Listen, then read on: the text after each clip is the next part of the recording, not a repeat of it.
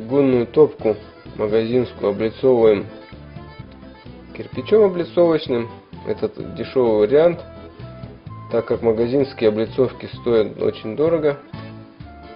В данном случае камин сам стоил 101 тысячу, по-моему, облицовка к нему магазинская была 163 тысячи. Мы же сделали эконом-вариант. Здесь ушло 2 поддона кирпича, поддон 2700 нам обошелся. Ну, здесь где-то ушло цемента мешка 2. Сок не считаем. То есть это эконом-вариант получился с дорогой итальянской топкой. Вот таким вот нашим иркутским облицовочным кирпичом сделали. Здесь видно шибер. Вот выходит пруд.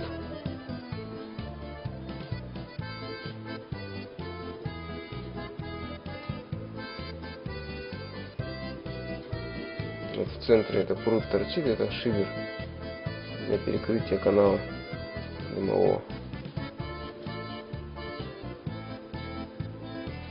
Ну, это здесь оставили окно для выхода горячего воздуха в помещение.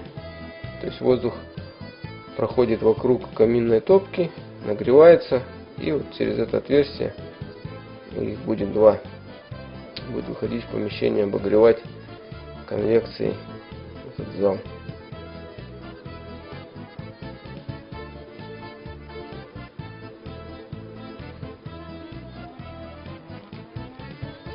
Здесь уже камин собрали, вернее облицовали.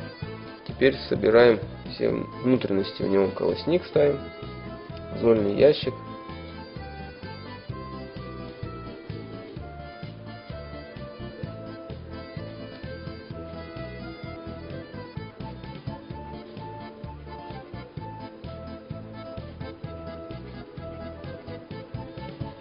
Чтобы отверстия в облицовочном кирпиче не было видно, мы эти части забетонировали. Здесь дальше планируется обложить плиткой вот эти полочки. Так, теперь устанавливаем саму дверку стеклянную.